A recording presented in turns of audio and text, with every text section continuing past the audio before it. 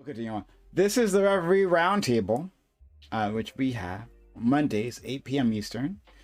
If you're watching this on YouTube, please like, comment, and subscribe. Remember that part, that's important. And consider becoming a YouTube member, right? If you enjoy the content there, if you enjoy having daily uploads there, then help us keep that channel sustainable by becoming a YouTube member, hitting that join button, helping us out that way. I'm going to give an intro to all these amazing individuals and try to find the person who disappeared. And then we'll get started. So we'll start with Dylan. Hello, Dylan. Thanks for being here. We haven't seen you in a little bit. How are you? God awful. Final answer. God awful. Great. Yeah. Do I intro myself now, Prime? What do you think the intros, when I said I would intro people, what do you think that meant? I'm going to keep it real with you, boss. I'm 50-50 paying attention. It's been a long weekend. Okay. But yeah, I'm Dylan. I'm far left, and I'm tired, and I hate New Jersey. And that's all you need to know about me. Other than the fact that you can listen to my music on Spotify stream now. Please, I need to make more than $1. Thank you. All right. Thank you so much. Next, let's go to you should, like, if you want people to, like, find you, like, link your fucking channel. Why do people not know how to advertise themselves, right? Oh, do the work for me and, like, look for me online. Okay. Correct. Right. And no wonder he's not managed to make $1. Okay. Let's go to Wick. Death of Serenity here, back with us again. Excited to have him. How are you? I am doing well. I got your invite a little last minute, but thankfully I had been arguing with some of your mods last night about this very topic, so it should be interesting to have a discussion on. My name is Wick. My channel is Death of Certainty. We do conversations on a wide variety of topics. I have just started again after a long absence due to some family issues.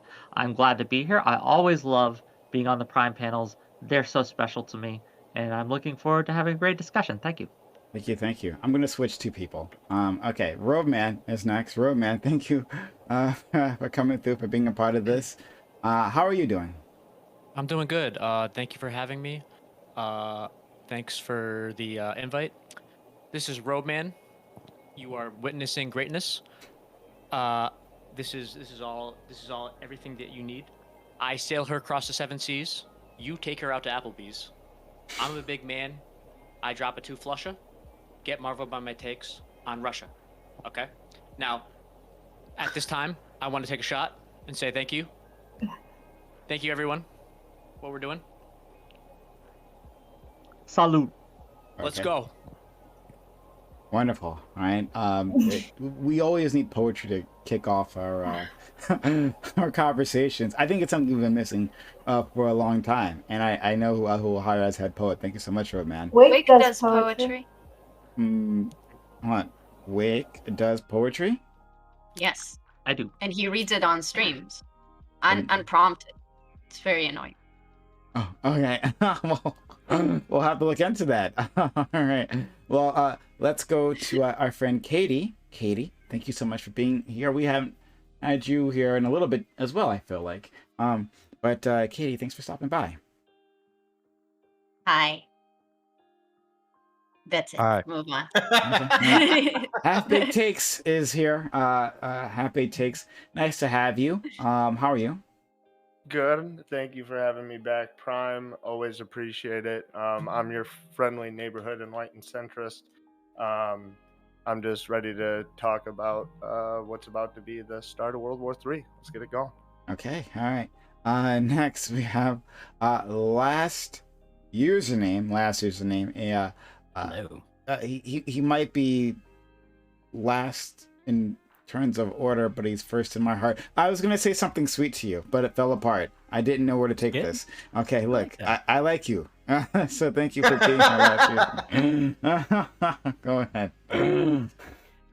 That was very sweet. I am the notorious last username, the only liberal anarchist on Twitch so far, and good to be here. Okay. Thank you so much. I like you too, man. Yeah. Oh, that makes me feel good. Tiberius, thank you also for coming back. We haven't had you in there's a few faces here we haven't seen in a while, including yours, Tiberius. Dude, I've been so busy. I Like, plan fuck, with your woman too. I didn't. Yeah. I saw your message. I reread your message, your last message to me today when I sent you that invite, and all I remember was just like, oh, he can't come on. That's all I like processed. Not that like, oh, you have a girlfriend. At first. Yeah, it's just like I got me a woman recently, and yeah, she likes the show. She's actually a huge fan of yours. But anyway, long story short is I have been super busy adjusting to a new life with a significant other.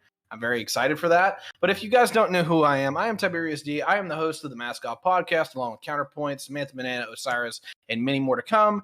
And also is that I do geopolitics is my kind of mainstay. A little bit of review work, but geopolitics is kind of my go-to.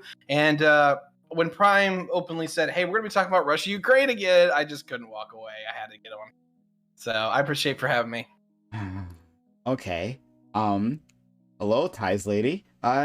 Thanks for being here. A huge fan. Wonderful, right? There are not many of those, so I feel like that's a pretty narrow poll. But thank you so much for being around. A nice choice in boyfriend here. So I'm so curious. I'm so curious as who this could possibly be. Well, I'll just leave it at that. I'll leave it at that. But okay, maybe Boji. Probably her. Okay, let's go to my man Doobie, Dark Lord and Savior. Doobie, how are you? I'm doing pretty well. I'm very happy to be here. I'm Doobie. I help run the politics server on Discord. Very nice place, very nice people. We actually had an AMA with somebody that I'm going to try to get on your All Black Everything panel, Prime. It's Robert Green, I think his name is. Okay. And he's a black conservative. Of course, you have to say he's black. Black conservative Trump supporter, beautiful man. I love him so much. Okay, we had that like I think that's going around right now actually. I'm gonna try to get him on for your ABE because those typically are like, because you won't let me on because you're discounting my black heritage. They're like liberal circle jerk panels, which is really lame. So we're gonna fix that, okay? Black conservatives are so rare, right? They're so Beautiful. rare, and They're butterflies. I've already fallen in love with the idea. Please, let's make this happen. Oh man, all right, it got me actually pretty pumped. So I have been struggling. Now that we're done with intros, I have been struggling as to figure out like which topic to do first, right? Because I think they're both good topics and they both play to different strengths here. So I guess I'll leave it up to you guys. Which one, Russia topic or private business topic? Two? Want to do two first? Really? Okay. Two? We already started Russia. And the Russia one's fresh on my mind. We're all fired up on Russia. Okay. All right. Well, Russia it is. And Russia it is. All right. The U.S. and Russia are locked in a stalemate over Ukraine. Russia has massed troops on the Ukrainian border, but swears it's not going to invade. On the other side, the U.S. says not only is Russia planning an invasion, but is also going to do so under the pretense of a false flag attack. The U.S. has offered little evidence of this claim. Do you trust American intelligence? Do you trust President Biden's words? With the track record of the Iraq War, do you think anyone should listen to America on the subject of war making? Or should the fact that this is a different administration be enough to give them the benefit of the doubt? Okay, so since I wrote this last night, things have happened on the Ukrainian front. So really fortunate. It's amazing that that Putin hasn't been considerate, in terms of my panels, right? It just hasn't really kept me in the forefront of his mind. So the focus of this question is, should we trust America? And in terms of foreign policy, in terms of like intelligence, because we've seen them lie before, right? The biggest, most spectacular lie being the Iraq War, right? So I'm thinking we focus in on that. We can expand this to the rest, right? So you guys want to talk about Ukraine, right? Bring that up, we can. But like that could be the core of this. All right. So we'll do opening statements. Start with Dylan. So I'm really I'm kind of lost for what we're honing in on here. I think it's the trustworthiness factor. So I guess I'll I just start said there. that. I Okay, just said well, that. you know what, Prime? I'm trying to eat fudge caramels right now, okay? This takes precedent over everything, and I'm not gonna lie, I opened up the Safari on my phone to Google some information because I didn't prepare for this. I just showered and played a round of Plants vs Zombies instead of prepping. Gonna keep it real with you. Those are my priorities. All right. Well, But in terms of the American government and their track record on trustworthiness, I think that typically when we talk about the justifications used for American imperialism in other countries, most of them have either been subpar or not founded in any factual information whatsoever. As example, the invasion of Iraq there. So I'm going to lean on that a little bit and say I have a hard enough time trusting the U.S. government. There obviously is other things not pertaining to like foreign policy that they've been trustworthy on, but notably with that one, that they've kind of failed us there. So I think I'm just going to leave that at that for now. My brain's running on half speed, so I'm just going to try and keep up as we go along. All right. we'll see how long Dylan lasts here. Okay, let's go to Wick. Wick, thank you so much for paying attention. I'm sure that we'll start with that. Yes. Okay, go ahead. I got a lot of thoughts on this. So when it comes to should we trust America when it comes to foreign policy? Not fully. No, there's been situations in the past where they've lied to us. As you mentioned, one. There's many more. However, the question isn't so much for me in this situation, do we trust America? It's, do I trust America more than I trust the Russian government? And the answer to that is a resounding yes. The Russian government has lied, has been an aggressor in this situation, has been seeking to do a false flag operation in Ukraine for a long, long time. This isn't something that's just recently happened. This is an ongoing thing that Russia has been trying to do for years and years and years, is to annex. What they want to do is annex and refold Ukraine back into the motherland, so to speak. And again, to doubt that simply because America has done poorly in the past on the geopolitical front is wild to me. Yes, Russia is the clear aggressor. Yes, this is an invasion de facto. And just to let your audience know what's happened is the Russian government has voted to recognize certain portions of Ukraine as sovereign and independent nations, and now they're sending peacekeeping troops in there to protect them. The Ukrainian government did not vote on this. The Ukrainians do not want this by and large. This is a de facto invasion, and to call it anything else is, I feel, dishonest. That's my thoughts on this. Thank you. Thank you, Roadman. So when it comes to Russia, I mean, this war is going to happen. I think it's happening right now as we speak. Tiberius, gotta mute yourself. We can hear you. Sorry about that, buddy. No problem. Go ahead, please, Roadman. This war is going to happen as we speak, and I just don't want to. What I want to focus on is the liberals. They were spouting about Russia for about 4 years, and now this time Russia is actually doing something. Russia is going to take over Ukraine. Am I for it? Am I against it? I don't know. We're gonna get into it in the opening panel. We're gonna have a nice conversation. Thank you. Thank you, Katie. Yeah, so generally with foreign policy, I think the United States have shown over many decades that they only care about their own interests. With other countries. The only countries in which I am willing to go on the American side of things is when we're speaking about Russia and when we're speaking about China, because those are two countries that I trust a lot less, countries that do not align with values that I believe in. Not that America necessarily does, but at least America says that it does, something that China and Russia don't even fucking do. So they're like way too far gone for me. Yeah, Wick pretty much said everything. I don't know, do you have anyone who's gonna fend for Russia? You might have to do that, Prime. I don't have to. The point is, like, do you trust America? It's not America versus Russia. It's America. This is the point. I'm talking about. Okay. I trust God. America when it concerns Russia. Big takes. So to frame this as it's Russia versus America is silly. This is Russia versus NATO and basically the entire free world.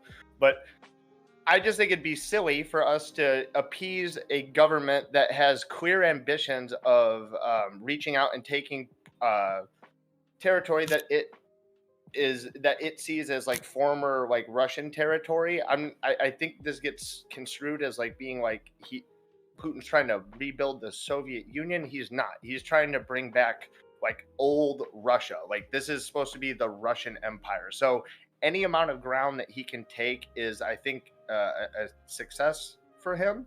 However, I don't think anybody telegraphs moves like this if they're actually about to invade and then do a full-on military incursion. So I think this is kind of a test by Putin to see what the world response will be, see what NATO and the US are going to do in terms of sanctions, but not actually go into eastern Ukraine just yet. I think he can bide his time and wait for a better opportunity. Last username. I don't hear anybody really engaging with the question that Prime asked, which is, can you trust America? And he's not asking, can you trust America more than you can trust Russia, or can you trust Russia more than NATO, blah, blah. We're talking about, like, you can mistrust all these people, potentially. Aside from the usual reasons to mistrust your leaders, which you're probably quite familiar with, when it comes to foreign relations, and particularly any sort of negotiation, whether it's negotiating for a peace or negotiating for a trade agreement or whatever, there's an additional layer of an additional reason that you can't trust them. And that's because it's impossible to negotiate in a transparent way. To understand why, imagine that your leaders are playing poker with each other. To play poker properly, you can't reveal, you have to keep secrets. You can't, Joe Biden cannot show his poker hand to America and be like, shh, I'm going to bluff on this hand. Don't tell the Russians, right? He can't do that.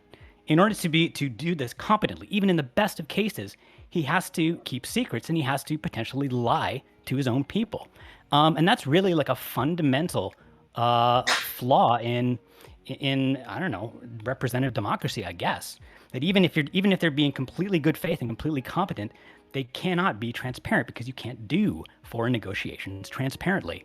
And that's, I don't know, it seems like that's what Prime was trying to get at, or that kind of question.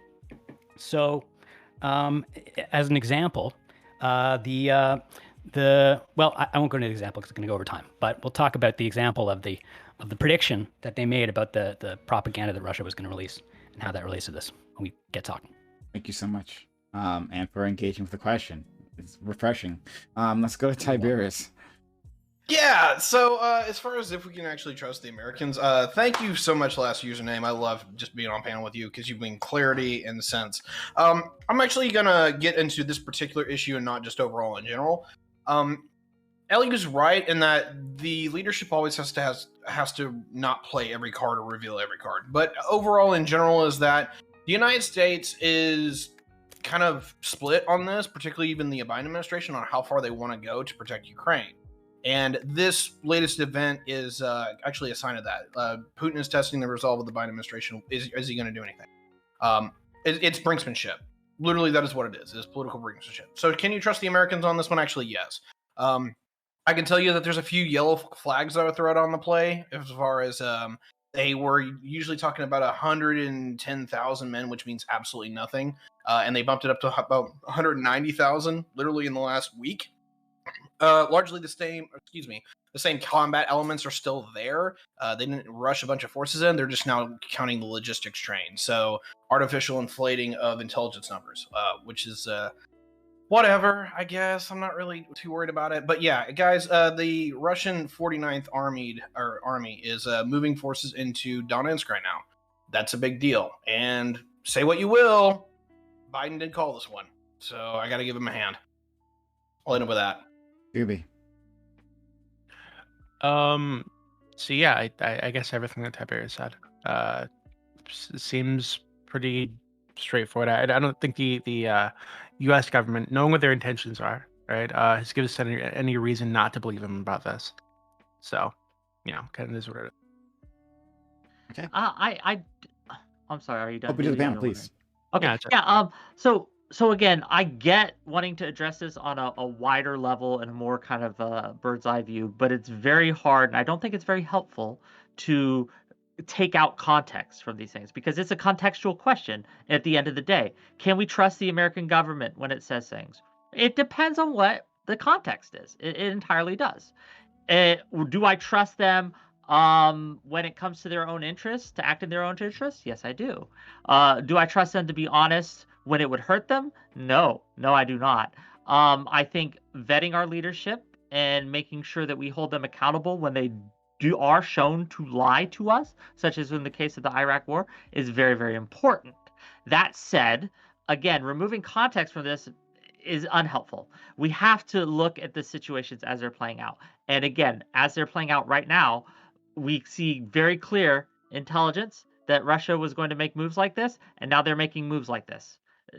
It's that's how you trust. That's how you build trust, right? When you say something and it happens, you trust that what that person said was valid. And so in this case, the American government has been calling this one, and now we see that what they called is actually happening, and therefore we can trust them at least a little more. Again, I would never put my trust 100% in the government. That's a recipe for disaster.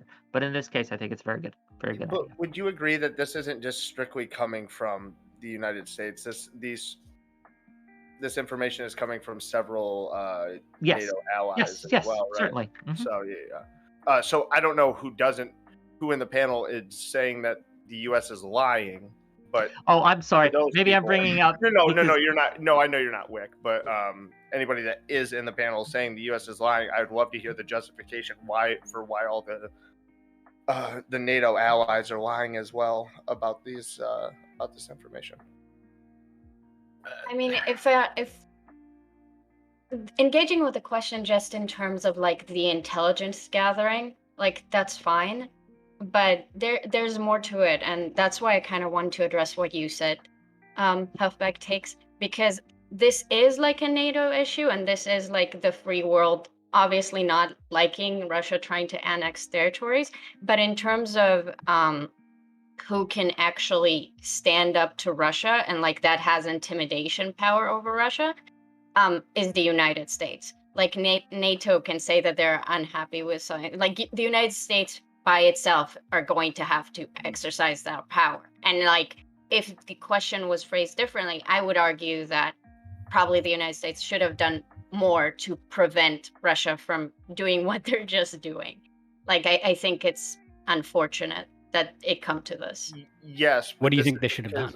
Oh, Can I? Katie, ask last year's name. Oh yeah. What do you think should have done, Katie? Please. I don't know if I have like a specific thing that I think they should have done. I think the United States are currently, from what I'm seeing, like there isn't support from the United States wants to pull in. They are done with wars. They don't want to deal with that shit anymore. Obviously, Russia, there's a history there. Generally, it seems that the American public isn't down for America playing world police anymore. The problem is that when Americans are kind of like subscribing to that mentality, well, there are two other countries who are very willing to take up that space. So whenever America like pulls back, somebody else steps into that in terms of like global superpowers, right? This isn't like a hot take. It's just how it is, you know? So Can I jump in on this real quick? Can I just jump into kind of piggyback on that just very briefly? Sure. China is watching what we're doing now very, very closely. There's a very similar situation, again, tangentially similar, between China and Taiwan. And China has been wanting Taiwan for a long, long time. Taiwan is our ally. Taiwan is our ally in the region, and we have promised to protect them. And if we do nothing, and I understand it's not palatable to advocate for using force, and I don't think we're there yet. I don't know what the answer is. But if we do nothing and we allow Russia to continually annex bits of Ukraine, because this isn't the first time he's done it. We can look at 2014 with Crimea.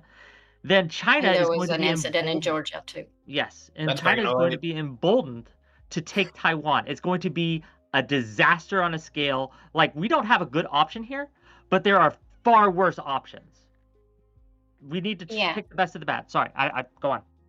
I think in this situation, it's like the United States can't just go, well, this isn't really on our business, like Ukraine Ukraine handle itself. Like the United States, I guess I would make the argument, should in some like international arenas not hold back, because who's going to step into that is way worse and way less trustworthy than the United States. So it's like a lesser evil thing. But Well, I like, don't think it's reasonable for the United States it's to not just clear to not me that- intervene. But you're assuming that by not, I guess, doing like becoming involved in this conflict, that the U.S. is stepping back from its role as the world police. That's not clear Well, to me. they are involved right now, right? I wouldn't say that Well, they're but not involved. involved more. I assume that's what you mean. Like, to be the world's police, you're saying that they should go in and put troops on the ground in the Ukraine? Yeah, we're only No, threatening to like. no, that's not what I'm saying.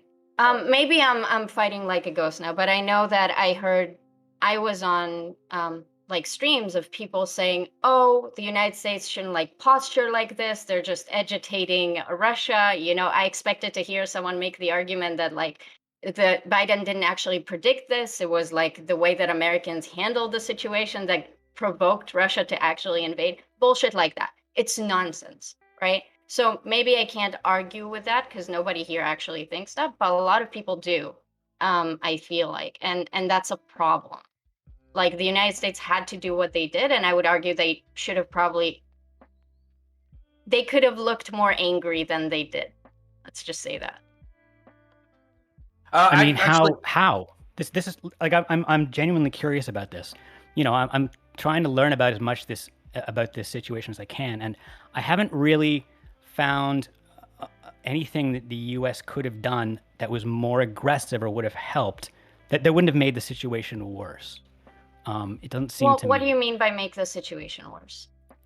I mean that it seems like Russia is really strongly, they're basing all of this on propaganda, on making themselves look like they're in the right, at least to their own people, which seems to work. And I can only assume that if you know, putting Americans on the ground in Ukraine would just create a huge opportunity for anti-U.S. propaganda in Russia, and would just increase their So support I don't mean from their own putting people. boots on the ground, right? Like Okay, in so then- terms of like but- international like politics, there's a lot you can do in terms of diplomacy or like threatening the lack thereof for an extent, or just aggressive, more like communication. You don't have to put boots on the ground. It's not like we're going to actual war. I'm just saying that United States postured what? back. They should have, and they probably should have postured harder. That's what I'm saying. I But don't to know about to that. posture, you have to do something. Yeah, right? I was Like, gonna say what, and he's asking you like, what could we have done other than threaten economic sanctions upon Russia and threaten like. which we've already done. Yeah, to be clear, Yeah, they exactly. Like, you already can't have do sanctions anything on until them. they actually invade, right? I can probably I alleviate. don't know. If you want a harder stance, there was two options. If you're going to go with not getting into Ukraine, Biden could have literally activated all of Third Corps and said, "Get your shit together. You're going to Europe." Like that would be the strongest possible thing you could do. That's most of America's armored and mechanized forces that are hanging out in Texas and Kansas as a pejorative. You tell them they're going to Europe, that's pretty much telling the Russians that they're willing to fight over. If you wanted to go another level with this, what shows to me, not only the mainstream media, but the Biden administration in general and how they feel about this, no one is talking about the defense agreement that we signed with Ukraine when we denuclearized them back in 93. No one has remotely even mentioned it, that we have a definitive Cassius Belli against the Russians if they march in, because we have obligated ourselves to defend Ukraine back in 93. That is in paper, that is a treaty. And no one is even talking. Tiberius, I'm assuming what you're saying is like, well, that escalation, if you would have put troops there's a difference between putting troops in Ukraine versus putting troops in NATO allies like around Ukraine, correct? So like Biden took that step. He put he mobilized a bit of. Like, he actually did the thing that I didn't think he was going to do. He mobilized basically the entire headquarters unit for the 18th Corps, which is the 101st Airborne, the 82nd Airborne, and attached units, and they have been moved into Romania and Poland, respectively. Did those units get shifted from the States, or were they shifted from other foreign bases? Because from my understanding, it was we were taking troops that were already out of country and we were shifting them. There was a little bit of NATO forces that were shifted from like Germany. Largely, it was Germany that were shifted to Poland. But what was the big development in the last couple of weeks was that Biden mobilized the 8,500 forces. If you guys remember that particular number, that is the headquarters units of the 18th Airborne Corps, which is 4 divisions worth of material. We haven't mobilized their actual forces yet, but we have mobilized their headquarters to actually begin setting up shop for combat operations. Or right now it's assessment operations, and they're building what would be a refugee camp for people in the event that it was invaded. But you can actually turn that into a military depot in like 4 days. Like we've literally built out this situation to be a multi-use where if we want to go, we can go within probably a week. Can I ask you a question, Tiberius? What's up, because buddy? I'm torn on this. Yeah. Should we? At what point is there a point where we should go in military, boots on the ground? Let's say it that we should use military force to stop what is happening. I'm not sure, but I'm torn on this. So please convince me. Yeah. My belief in this is that stop the war before it starts. And there's 2 entirely different theories that you have here, because I've said this on the panel the last time we talked about the subject, so I'm going to read it again. I am actually somewhat convinced that in the event that the American forces showed up in Ukraine, the Russians would probably open up their nuclear codes. I am that nervous about it because the Russians consider Eastern Ukraine at a bare minimum to be the heartland. They consider it like Texas that rebelled and they want it back. That is how serious they look at Ukraine, to my understanding. So I think nukes are on the table. They see it as Russia. We cannot go. We cannot put boots on the ground in Ukraine without this being. This will not be a proxy war. Like if you put a direct confrontation between 2 nuclear powers, like it would be. It just turns into World War III. Yeah. But what's the alternative? Okay, so what's the alternative? Just real quick, hot baked. What's the alternative? To let anyone with a nuke do whatever they want? No, you supply. No. Wait, hold on. What do you mean? So I get it. I get it that if there's 2 nuclear powers, the stakes rise drastically, and that we have to be very, very careful when we're dealing with another nuclear power over this, especially when it involves armed conflict. But again, I think that it misses a point of, at some point, we do have to do something. Do we not? So this is what we've provided them with quite a deal of military surplus and like a lot of like weapons, ammunition, shit like that. But I just don't see any world where we can put like U.S. troops into what is seen as Russian territory by the Russian leader when it's not a NATO ally yet. And what Tiberius was saying is we do have like agreements to military protect them, but I don't know if those mean put boots will be on the ground. Let's go to Doobie. Okay, to like kind of bring us back to the like the original topic, sort of. So what I'm actually curious about, because it's something I've been like bouncing around my head for the last couple of days.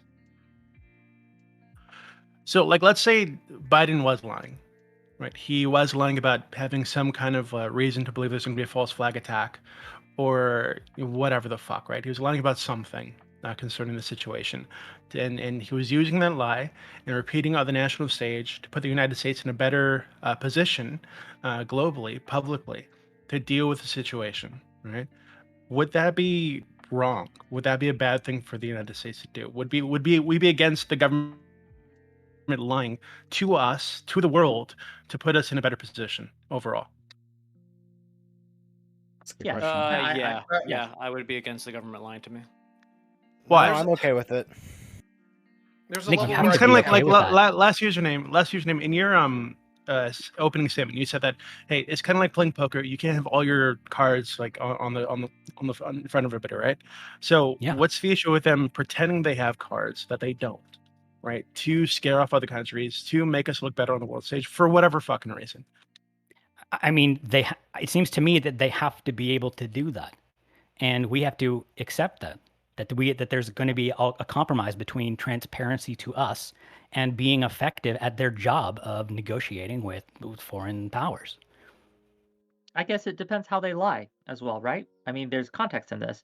If they lied by setting up a false flag Whoa. operation in order to uh, justify a military invasion of a sovereign country, that's a lot different than simply saying, "Hey, we have these forces that we don't actually have, and the will to do this that we don't actually have the will to do, and we're willing to go in, but we're not actually." You see the difference between these two things? Both are lies, but one I would find acceptable, and one I would not find acceptable. Does that make sense?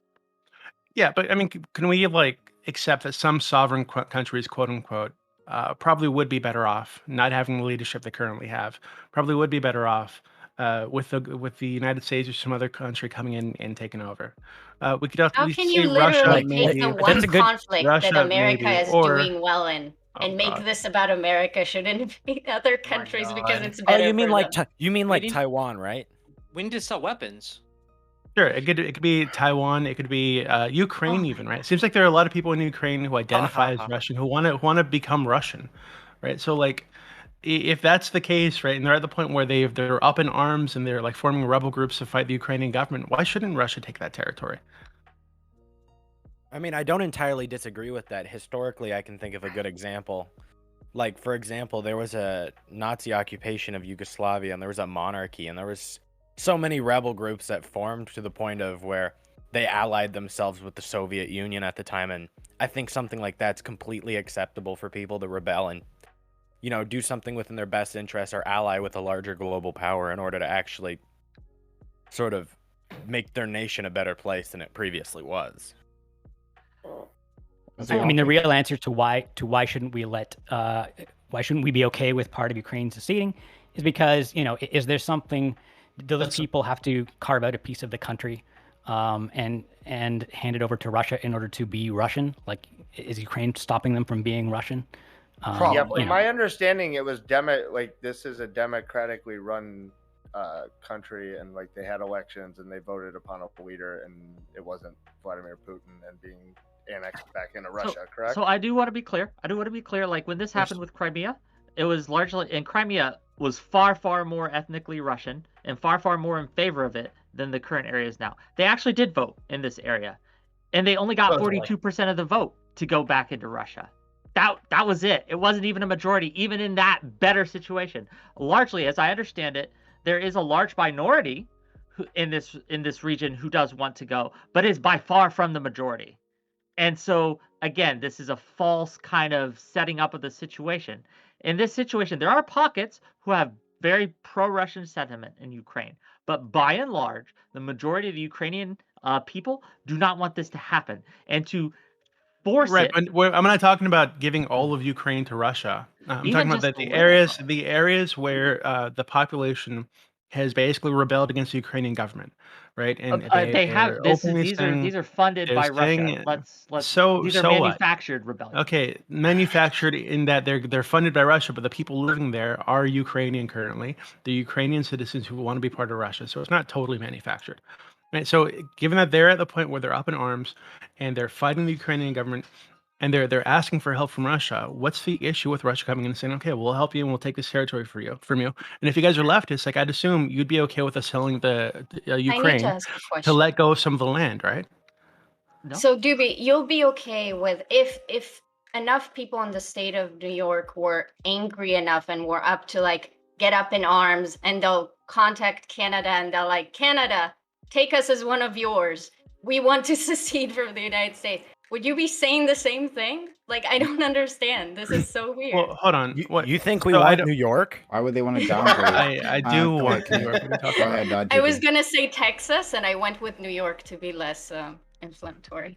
So But I don't think you're gonna. Oh, you okay, inflamed. let's come up with a a fantasy world where this is the case, right? If this were the case, if some state in the United States was at the point where the population of that state wanted to be not part of the United States so badly that they took up arms against the U.S. government and they were like firing rockets and shit at soldiers, then I, because I'm a dirty American nationalist, I would say, hey, fuck you guys. We're gonna oppress you, right? We're gonna come in and stomp you into the ground and take over anyway, because fuck you guys, right? But you guys But aren't other me, countries right? get to do that Hold because on, you don't hold care on. about let- them. let him But finish, let him finish. here's a point I'm trying to make, because that would be my position, right? Because what I give a fuck about is what benefits the nation, the United States as a whole.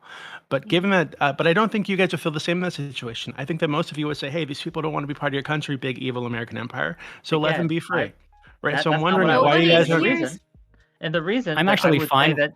Go on, please. I would be fine with a piece of Canada breaking off and joining America, or vice versa, because I don't think either Canada or America are huge threats to the world. The way Russia is, really what this is about is the expansion of Russia. That's that's why that's another we point, in like- America should care about this.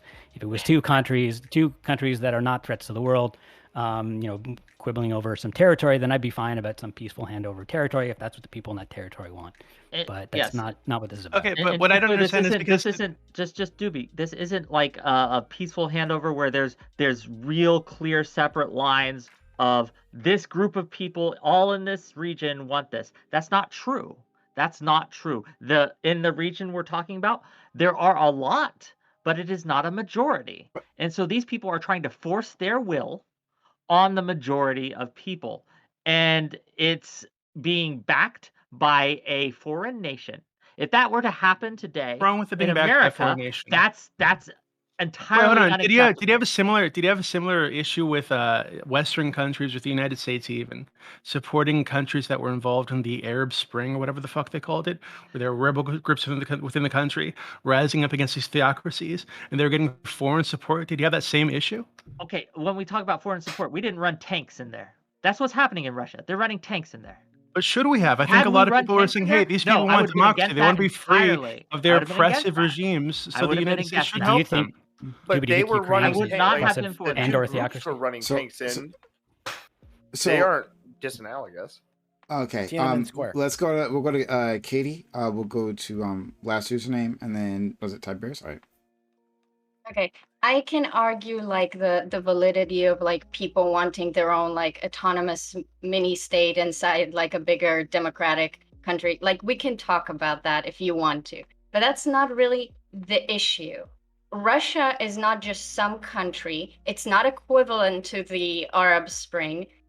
You even said that if this was the United States, you would not be down with this. You're just down with it because it's somewhere else that you don't really give No, a that's fuck not true. about.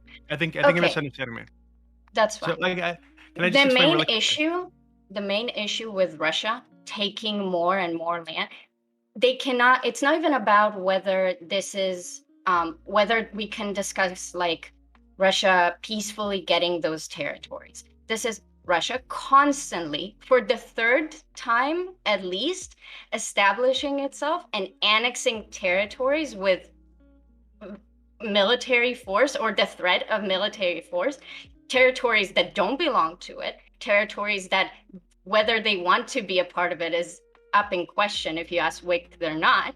And you can't let Russia do that if you're NATO and if you're the United States. And earlier, when I was talking about how America didn't do enough, maybe I don't have good examples to what I think America should have done in this case, but I think Crimea and what happened in Georgia and how that was left to happen, that America allowed that to happen under its nose when they were supposed to step in there too. Now it leads to Russia getting more and more emboldened, being willing to threaten more, being willing to take more territories. And if you're fine with that, whatever, but that sounds like a terrible idea. Like, I don't know why you're okay with this. Okay, I think maybe you misunderstood me, right? So if I were Ukrainian, I would not be okay with this. I would say, fuck the rebels. We're gonna stomp them out and take the territory anyway because it's Ukraine. It belongs to us. But I'm an American, right? So that I don't really give a fuck about that insofar as it like any further than it affects American interests, right? I think there's a pipeline that runs through the Ukraine that's really important to us. So if that's the case, then hey, fuck Russia, right? But what I'm saying is like the principle. Right? What I'm trying to talk about is the principle that I think you guys wouldn't really have this like reaction if we were talking about a state in the United States or some other place in the world, right, that wanted to split off from another nation, right, that they felt was being oppressive to them, and they wanted to be part of some other nation, or they wanted to be independent. You guys would probably say, hey, they want their independence, so fuck you, Ukraine. You should give these people their independence, like you guys are saying with. I'm sure most of you guys support Taiwan's independence from China, right? Yeah. So I don't really see how this is that different. So there are two things You're right. to this. That Taiwan I'm is it. perfectly fine. I'd be perfectly fine with those regions becoming sovereign regions of their own, sovereign nations of their own from Ukraine, as long as Russia keeps out of them, right? Like Yeah. that's fine with me. It's Why does the Russia problem need is that but if these they're not but just if these talking people about want sovereignty. They're Russia, talking about parting, these people becoming want part of Russia the Russian there, what's the Empire issue and with that? allowing Russia to expand into Ukraine, right? That's not. You don't need that. You don't need to be part of Russia in order to be sovereign, right? You're But if conflating this two different is issues. but if this is the will of most of the people in some of these regions, right? Some of these areas, Doesn't matter. if we can demonstrate that it's the will of most of these people that they want Russia to come in and take over, why shouldn't that matter? But you can't even demonstrate because- that. You're making up a scenario that's not even. Yeah, well, I'm making up a scenario Russia like you made up the hypothetical. Russia is mean. Of and hold I'm- on, like you I'm make it not up the okay with hypothetical people of Okay, some joining okay, state in the one United time, States. one time. So, Doobie, finish up this back with Katie. Then I'm gonna go to the last year's name of Tiberius. So I guess you can say I'm making up a scenario, right? But I think there have been polls in some of these places where the majority of people did want to join Russia, right? And are ethnically Russian, do consider themselves ethnically Russian, right? I don't have them on hand. I'm sure we can Google them really quick if you guys really want to do that. But what I'm wondering is if, like, given that this is there's at least a substantial amount of people within some of these areas that want to be part of Russia, that are indigenous Russians, right, quote unquote, that want to be part of this other country. Why are you guys backing the Western imperialist powers in Ukraine that want to hold on to like a stranglehold on these people that don't want to be part of the nation anymore? Okay, two things. First of all, this is a bit different, and it's kind of surprising, honestly. I think maybe it's good that it's very clear to everyone that it's in American interest to not let Russia expand. I don't think. Do you disagree with that? I've already Doobie? agreed with that. Okay, Yeah, I've already agreed with that. Yeah. I'm just making sure. So, in terms of what you're saying, I personally don't think Quebec should get independence. I don't think Catalonia should get independence. So maybe someone else in the panel can argue with you about every subgroup in a country that gets to have their own sovereign state. That's never going to be my argument. I don't know if anyone on this panel would actually argue for something like that. But like, as far as I'm concerned, I'm consistent. No, you can't just like insurrect and start your own like mini country. I don't think you'll be okay with like Black people deciding to have their own like mini land inside of the United States if they were uppity about it. I'm glad to know. I'm glad to know you're. I'm glad to know you're a nationalist. That's wonderful. Well, Doobie would be happy to join that black state. But let's go to 6%, by the way. Okay. let's go to last username and then Tiberius. Dylan, you can go afterwards. Okay. I don't think wanting to those regions of Ukraine wanting to join Russia is a legitimate request. Because if they join Russia, what you're doing is expanding the border of Russia and allowing Russia to then use those territories for all sorts of military purposes, to expand and to threaten other regions, other countries in the area, to the rest of Europe. So whatever those people want, we can talk about ways they could have it that would not be a threat to the rest of the world, and give it to them. And I don't think there's anything that they could request that would require joining Russia. What exactly do they want, right? Yeah, I'm sorry, LU. I'm gonna kind of bloom off for a minute here because I wanted to answer what the conversation Wick was having with me earlier, and I also want to make my own point regarding like the American interest in Ukraine. It's not a direct investment where we're gonna get something back out of it. It is largely pride, prestige, and honesty, or if you will, like truthfulness. My stance on it is: should we do it? Yes, because the chips are down, and in the reality is that we promised. We said, in our good faith, and we signed on the dotted line that America was going to defend Ukraine. Do I actually support the Ukrainians? No, I don't even really support NATO altogether. Like, I actually highly question this organization because of the fact that I'm very much in the American nationalist camp, and I think NATO lost its purpose 30 goddamn years ago. On the other side of that, looking overall, is that to answer Wick's question, and I might go full circle with this conversation, what I would have done is I would have mobilized Third Corps and say, you're going to Kiev because we have that right, and Kiev will absolutely take it. And I would that's pushing it up to the doorstep. But all right, Russia, look, we need to have a conversation. 20 years ago, we fucked up. Sorry, Ty, which dotted line did America sign to defend Ukraine? It was a treaty, and I think it's in 93, 94 when we denuclearized. Talking about the Budapest Tiberius, memorandum? was this a promise to put boots on the ground, or was this a promise to economically No, this is a pact of defense. This was literally an American guarantee of independence that in the event that Ukrainian independence was in question, we would come to their aid because we asked them, because we were questioning their use, or not their use, that they couldn't maintain their nuclear weapons program. That they were a broken that's country. the Budapest memorandum, and the thing is that doesn't actually say, it does not say that America has like a defense alliance with Ukraine. The conditions of that are that they would move for the UN to do something about it if any other country threatened the sovereignty of Ukraine with nuclear weapons. That's the closest that treaty comes to a defensive alliance. It doesn't go anywhere beyond that. Giving America the right to defend. It would be great if it did, because then we'd have a pretense for intervening, but it doesn't. Okay, unfortunately. if I'm incorrect, I do apologize. It's been a while since I looked over that treaty, and LU usually knows this stuff, so maybe I'm wrong. But I'm actually going to be honest. Even if that is what the treaty says, I would be a lot more highline on this, because UN ain't worth a shit to me. If the Russians aren't talking to the Ukrainians, they're not even really talking to the Euros that much. They're talking to the United States. It's if we're there or not that is going to be the determining factor on if the Russians roll in or if the Russians back down or do whatever they're going to do. It's up to us. It really is. Tiberius, I would agree with you. I just feel like if you were to take that step, and we take that step, and we put if we mobilize whole units to go into Kiev, don't you think that it's posturing towards war rather than just saying we're just going to fully back Ukraine? Absolutely. So let me finish what I was, or what my game plan would have been. So number one, you bring out the posture.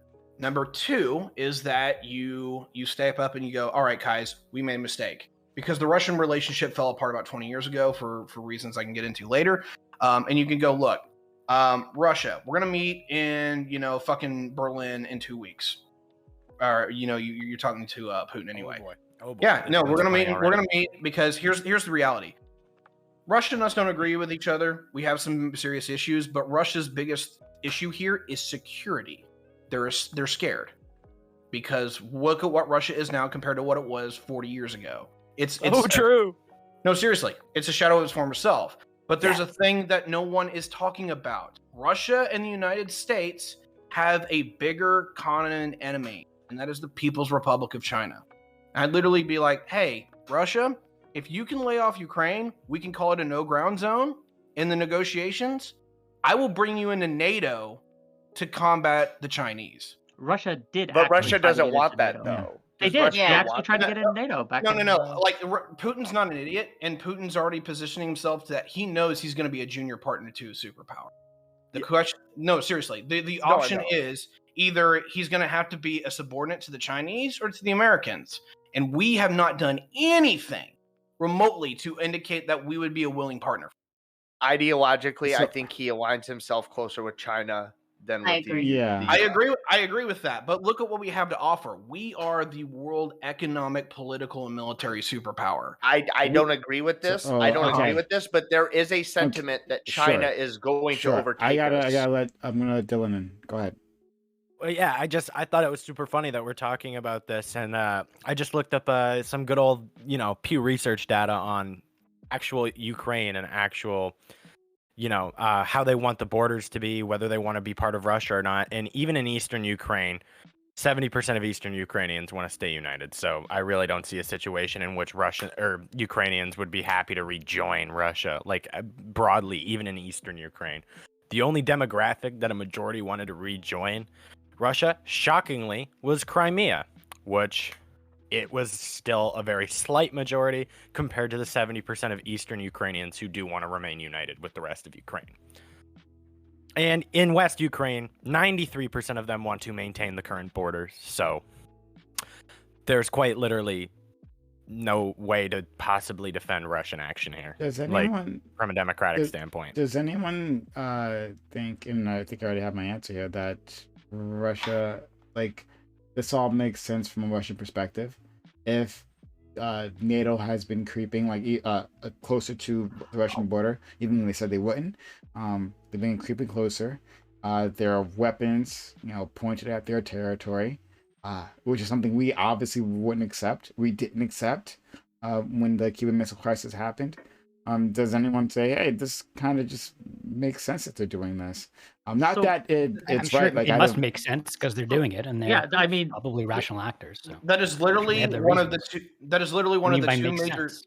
Sorry, that is literally one of the two major talking points that the Russian government is having to their people right now. Is that NATO lied to Russia back in the 90s when we said that we weren't going to bring the Eastern Bloc in because it's a 20-year approval process, and then we did it in 10. When they couldn't do anything about it. Yeah, Russia's pissed off about this one, and they actually have a legitimate argument. We'll go to Katie and then Wick. Yeah, I get the argument of like they're scared, but Russia is not acting. I mean, I guess you could say that they're scared, so they're acting out. Russia has not done a good job at acting like they understand that they are no longer the superpower they used to be. They seem to really want to believe that they still are, and they seem to be really willing to try to keep making that happen. I think they want to appear to their own people like they are. Yeah, they want to put the outfit on as a superpower and talk like a superpower, but there's no way that you can look at their economy or anything about them and but then you're here but then we're here and we're treating them like they are. So you're buying the suit, right? Like you're buying the but I don't think we're treating them like a superpower. I think we're treating them like a country, a nuclear threat, a country that has nuclear capabilities and is lashing out. I think we would treat this the same way that we would treat India or Pakistan or any. Do you country really that's think outside. so? Yes, I would hope so. I would hope NATO would, but. I don't think the United States would take Indian aggression in the same way they would Russian aggression. And I don't necessarily think they should. India has not indicated that they want to expand their borders to conquer all of Asia. I just want Kashmir, anyone? Yeah. I do want to kind of get into this a little bit because this fact that I think we can all acknowledge, or most of it acknowledges, that they're not actually a superpower anymore, is why Tiberius's suggestion actually makes a lot of sense. If we back them to a corner, if we put them up and say, hey, this is something and we're actually going to enforce this, you do not invade Ukraine, I am not positive on this, but it's reasonable for them that they will back down because they know they can't. But that has been my argument at the beginning, that the United States is not putting enough of that power. They absolutely have it. Russia is not what some people on this panel pretend that it is. Yes, it's nuclear, but the United States has a lot more power. The United States knows how to leverage its influence and weight and the fact that it is the biggest, richest, most military prolific country in the world. It's just that now with Russia, because I get that people say, well, they're nuclear. Nobody is throwing nukes that quickly, unless we're now saying that Russia is an irrational actor. And to do nothing, and to do nothing, as some have suggested, not on this panel, but in chat, I've seen it, and I've talked to other people. To do nothing is to simply kick the can out the road. An ounce of prevention is worth a pound of cure. If we can stop this and set up a better relationship now, and they're saber rattling, we have to rattle back. it's going to prevent a lot of harm down the road. Yes, it's going to be dangerous now. Yes, there are serious risks now. Yes, it's not ideal. It's going to cost money. It's going to get bad. But it will be infinitely worse, in all likelihood, if we do nothing and simply kick the can It down the should road. have happened Why? a long What's, time ago. Can I ask, what's the next step? If Certainly. they take Ukraine, what's the next step that we have to worry about? The next step is that they're going to threaten the Baltic states with an open invasion. Have you ever Baltic heard states of? are in NATO already. Yes, they are. So Have that's you gonna already be heard a of very, very Czechoslovakia? different You ever hear of situation. Czechoslovakia? Oh boy, do I have a story for you. I don't have time for this, goddammit. Oh, I don't want to take it there, but But yeah, way like, back yonder. So hold on, last year's name said something that makes sense. I'm just to not. me. I'm not buying the slippery slope argument. It seems like a slippery slope fallacy to me to say that if they take Ukraine, next thing they're going to be taking. This the is what Baltic we said states back and in Poland, blah, blah, blah. 2014. Oh, That's if they ridiculous. take like, they did a it lot with of people, Georgia. They did it with Crimea. Yeah, exactly. This this is a isn't slippery just a one-time slope. thing. It's not just a one-time thing. Have they There's ever a sliding taken a slippery NATO? slope. I mean, there's a border. There's a NATO border, and it's been moving east. And So Putin they made wants it a to buffer Ukraine first. Putin Unfortunately, wants a It didn't- buffer state between him and NATO. He does not like that NATO has encroached on. Right. But in order is to threatening cross him. that border, it's going to be a whole other thing. And So- I'm not convinced that if we let them take Ukraine, that we then have to worry about Russia crossing, going Wait. into NATO territory. It's I- What just, about okay, the it'll be such argument a- that Russia is doing this partially because they're worried that, well, Ukraine wants to join NATO? Well, yeah, and part of exactly. the reason why they're not letting them is because they don't want to fuck with Russia. Again, America suddenly being a scaredy little pussycat about Russia that everybody acknowledges, not the superpower that it used to be, right? Well, Whatever. I mean, Okay. yeah. Warhawk, Okay, Wait, it's I possible. want to finish. Yeah, no. The thing is here is Ukraine did launch a NATO membership action plan, right? So the only reason that really they didn't follow through with it was out of fear of Russian action or viewing that as an act of aggression. So to Yes. me, it seems like Ukraine could, like if it starts there, it started with Crimea. I tend to agree with that. The slippery slope fallacy thing, it's not really a fallacy because it's And it is already a been slippery slope. exemplified. And it's okay, going so to you're saying they're continue. not going to invade into like NATO nations, right? But now they're just invading to countries that apply to NATO. So Yeah, we're fine with that. exactly. And You to be can't clear- let them do this. And to This be is- Yeah. clear, I don't know. Exactly. I don't And know to all be the clear, just details real of quick- NATO. Hold on. Just real quick. Go ahead. Okay. Even if they stop at Ukraine, that's still a horrible atrocity. It's still terrible. It's still a lot of harm. And we can argue, okay, well, is it worth American blood and resources to do this? I would say worth is the wrong word for this, but I would say that again, as a former military member, we have to as a humanitarian thing. We don't have to, but I think it's the right thing to do. I think we should, even if they stop at Ukraine. I don't think they will, but even if they did. Can I just clarify something? Because I think this might getting mixed up with me being now called a war hog. I think that America has the financial and diplomatic influence to be able to apply a lot of leverage without having to go to war. What I'm saying is not saying, oh, America should put boots on the ground and fight Russia. That if push comes to shove with Ukraine, maybe I'll consider that.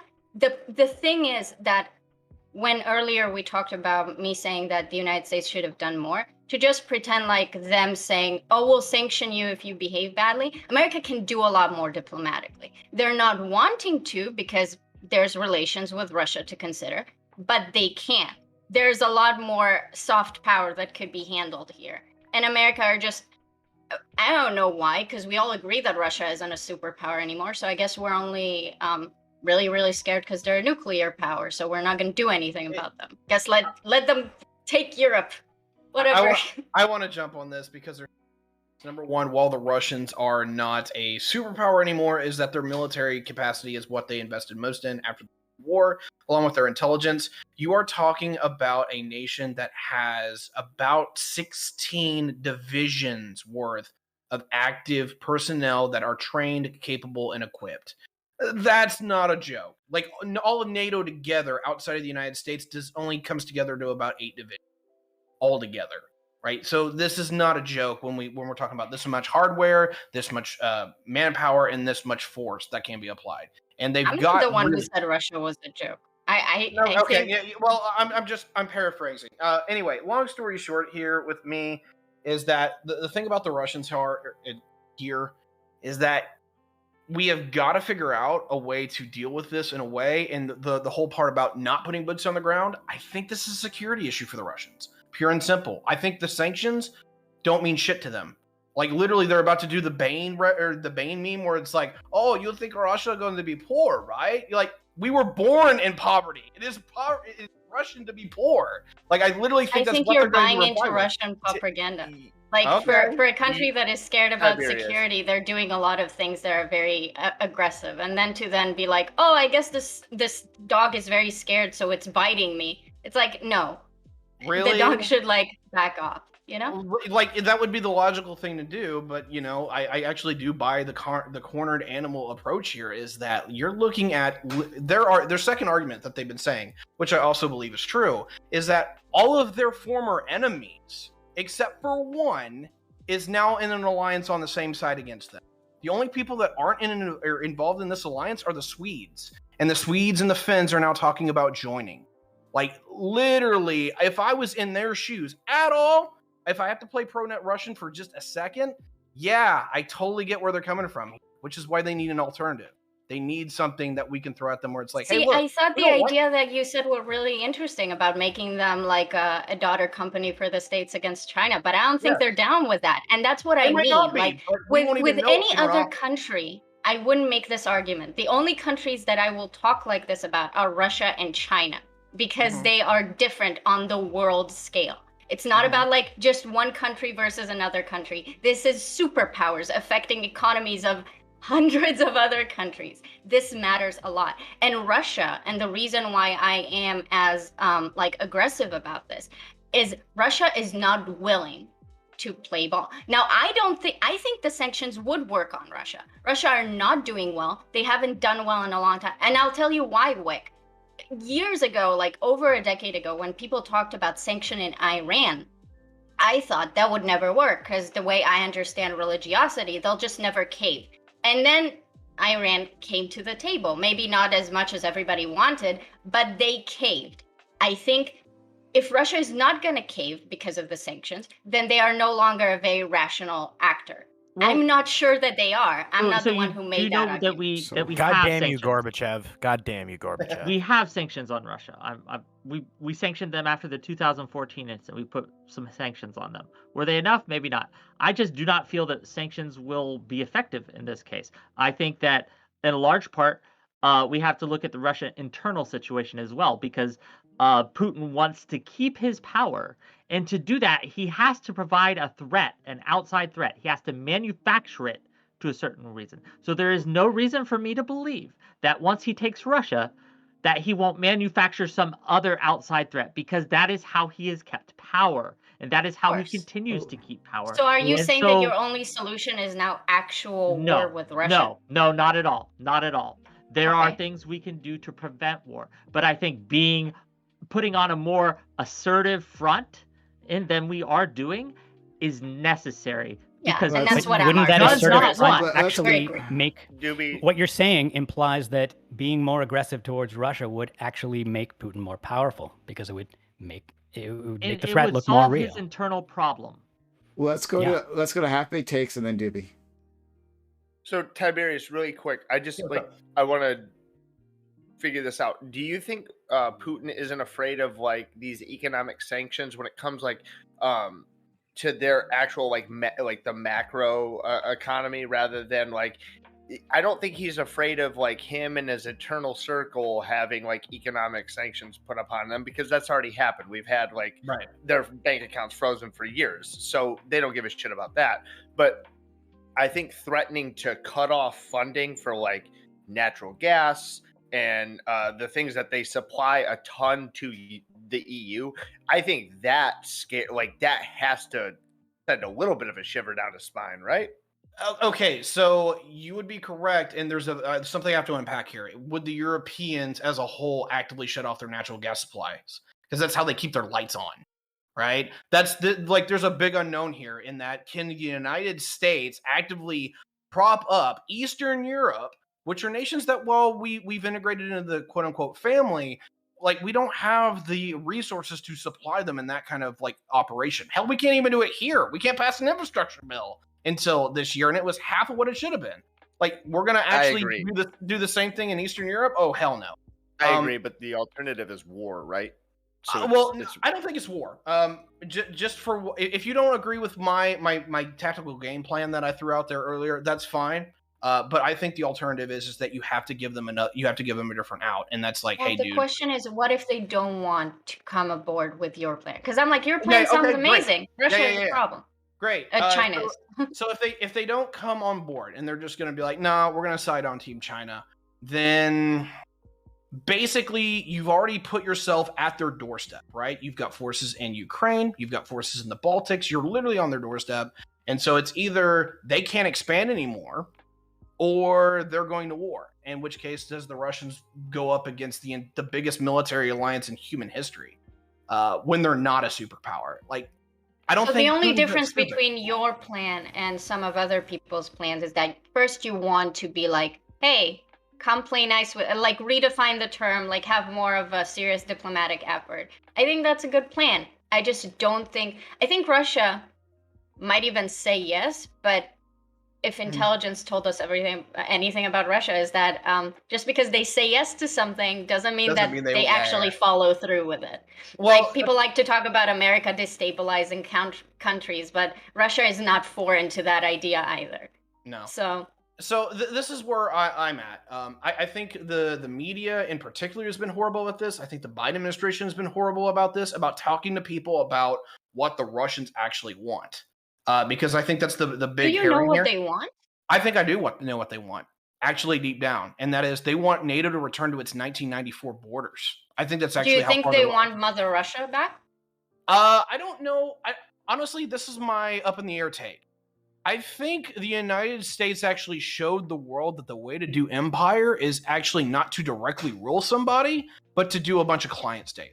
To actually have a bunch of puppet governments to where, hey, you know, Russia is very good at.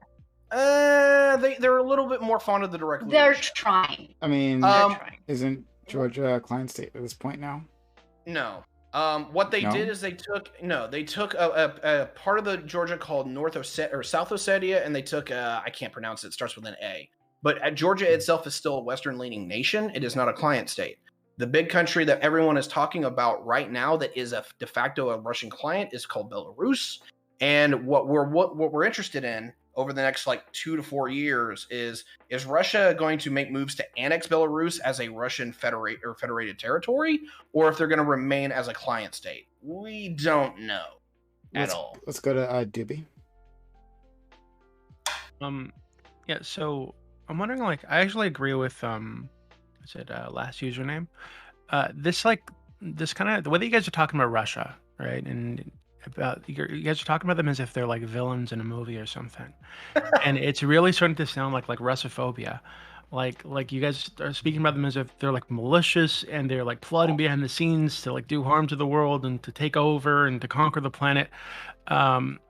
It just really seems silly, and I think that that point last username made earlier, right, about this being a slippery slope argument that you guys are making.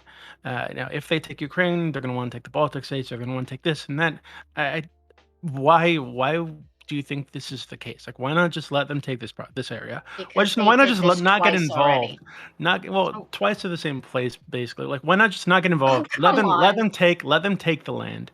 Right, if that's what happens, let How Ukraine much land do you want them to take? Yeah, let Ukraine fend for itself. Right, Okay, not spend our resources, our money, our people on this shit. I understand. Right? I understand. Why should we care? And I get it. yeah, So I guess to answer your question, is because we are in a, like it or not, we are in a global economy. We're a globally connected system. And aside from the moral standings of should we help people in need, we have an economic interest in keeping our influence greater in certain countries than, say, China would or Russia would. Now, China is doing a game in Africa and South America where they're building a lot of bridges that we are not, and it's going to affect us. It's going to affect us, and in a lot of ways. Now, that is why we know if we pull out our influence from these areas, someone else, in this case Russia, will move in and take what we should be getting for us. It's a very selfish way of This is why I don't understand this. Now let me continue. Oh, God. Now, I reject the notion that we're acting as if Russia is some super evil power that's trying to take over the world. I do not think they are. As I said before, Russia, Putin specifically, has it's precarious.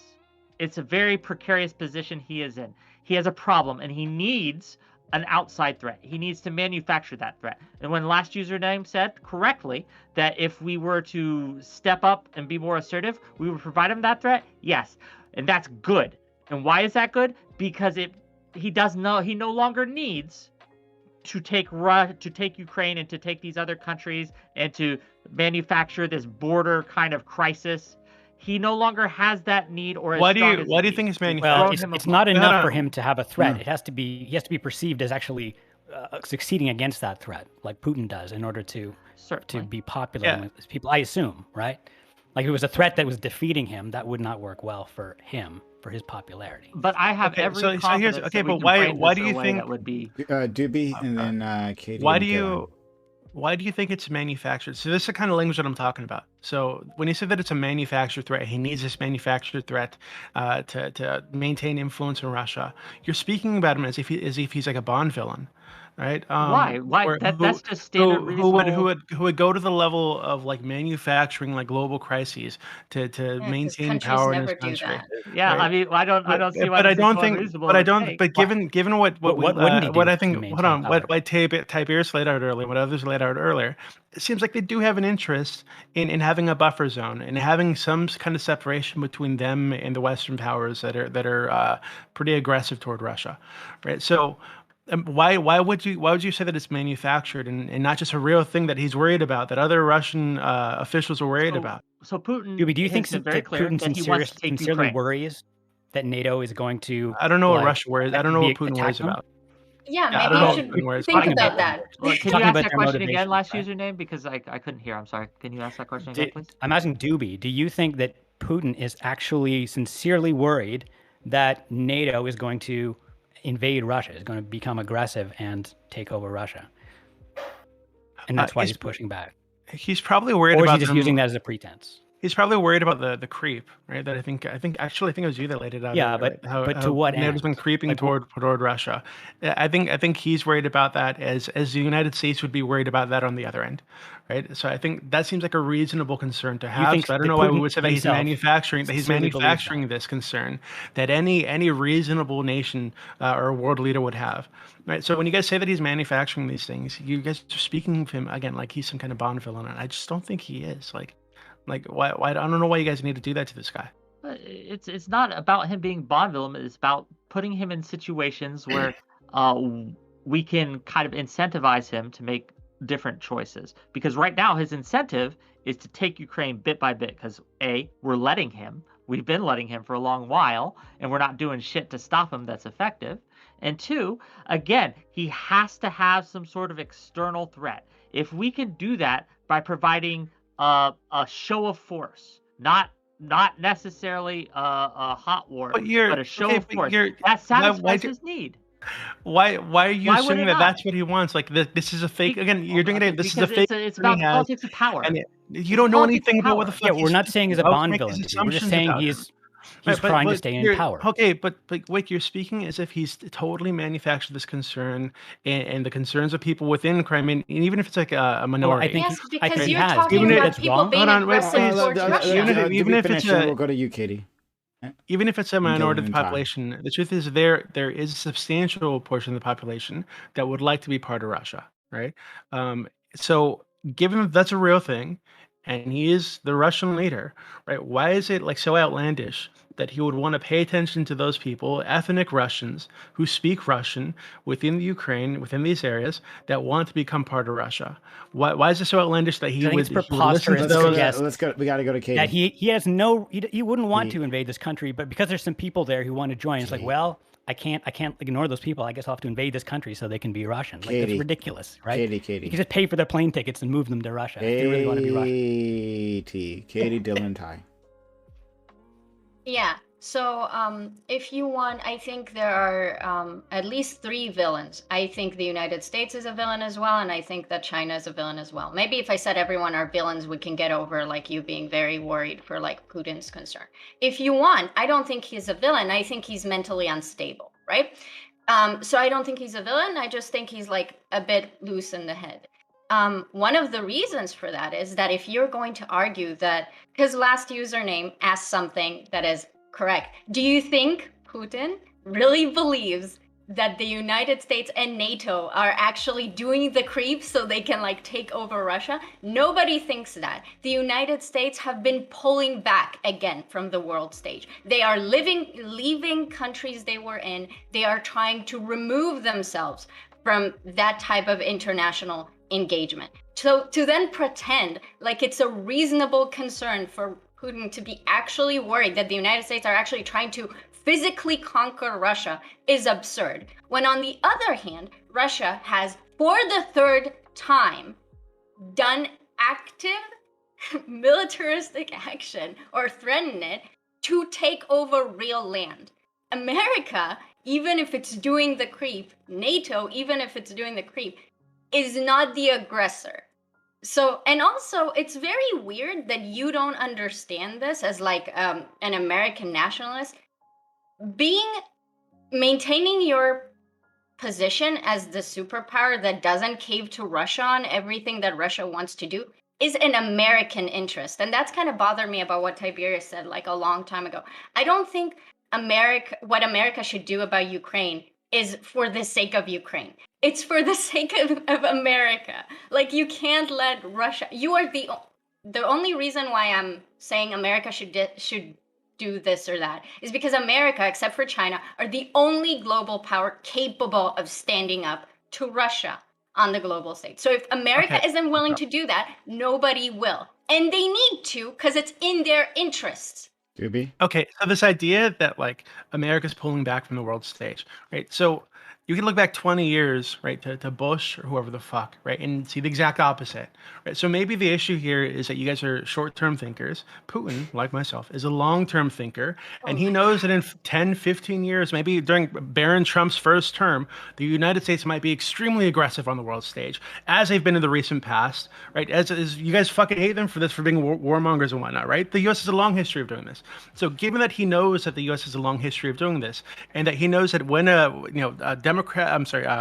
U.S. Global interest shift, like fucking, like the U.S. has schizophrenia because a Republican gets into office and undoes everything the Democrat did, or Democrat gets in and undoes everything the Republican did, right? And tries and goes even further to try to make a show of being the opposite of the last guy, right? They understand, right, that they can't count on the United States to always be pulling away from the global stage, right? So they need to have a buffer. They need to set themselves up in a way where they can resist American aggression that comes in the future. That seems totally reasonable to me.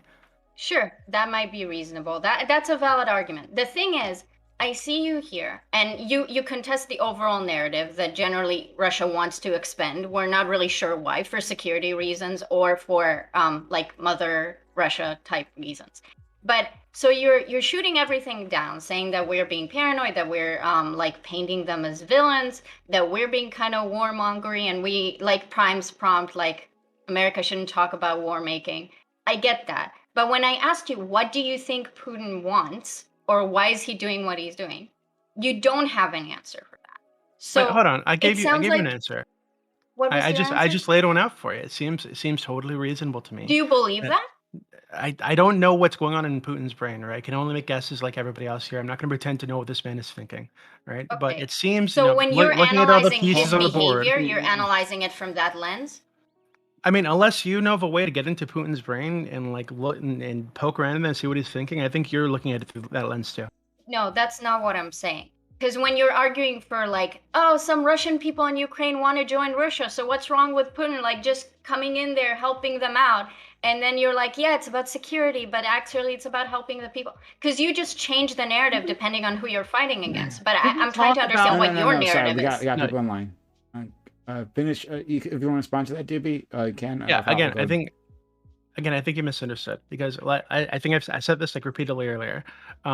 Given that this is against the U.S.'s interests, right? How? I think there's a pipeline that goes into Europe that the United States would like to maintain some influence or control over, right? I think it's like the Nord Stream 2 or some shit like that, right? It's extremely important.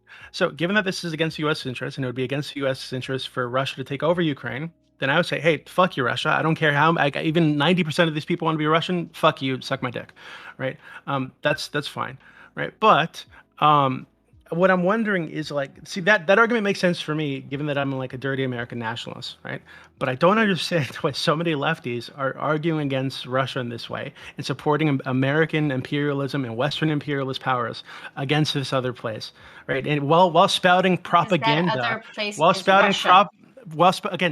while spouting propaganda and Russophobia and speaking of Putin like he's like some fucking Bond villain and all these people are malicious, right? It seems like you're just eating up American propaganda and spewing it out all over the place. Let's go It's to. not Let's go. about- Which is fine. I gotta- appreciate gotta it if let some you other do. people in. Let's go to Dylan and Ty. And look. Wow, No. great points. Brilliant. Really brilliant. Nothing, dude. You're muted. Nothing. This is the best I've ever heard. Okay, go ahead. Well, he did We say haven't- he was tired. We have a technical difficulty on the field. Okay. All right. So we will come back to him. Let's go to Ty, and then hopefully Dylan will work it out by then. I want to answer Elyu's question. Like, what is Putin actually like afraid of? If he is afraid of anything, I actually do think he's afraid of something, but I don't think it's his own people. I think it is. When it comes to Europe, I don't think it's Europe today. I don't think he's scared of that. I think he's scared of Europe maybe 10 to 15 years from now. Sooner or later, the world's going to change. We've talked about the United States leaving. What does Europe look like without the United States running the show? Well, we saw that. It used to be the wars of imperialism. And just to kind of give you like a kind of an idea here of what that world used to look like, Germany, old Germany in 1935 is, just coming out of a depression, coming out of one of the most unstable times of its entire history. And in 1940, it runs over France in 6 damn weeks.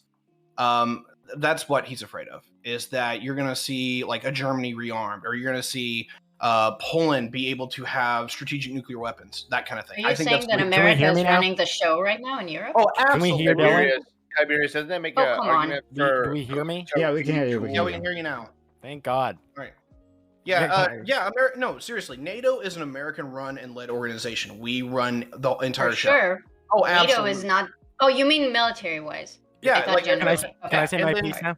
Oh no, no, Yeah. hold on. No, let Ty finish, and then we'll go to you. Anyway, yeah, NATO is a military-run organization largely by the United States. There's some economic ties. We can talk about Bretton Woods and all this other bullshit. But here's the reality. The Americans are losing interest, and sooner or later, that's going to fall through. It might be 4 years in another Republican presidency. It might be 10 years of neglect, but we're leaving. Sooner or later, we are leaving. And what happens when the Euros actually have to go back to making their own policy again? I don't expect Dubé they're doesn't gonna think you're leaving.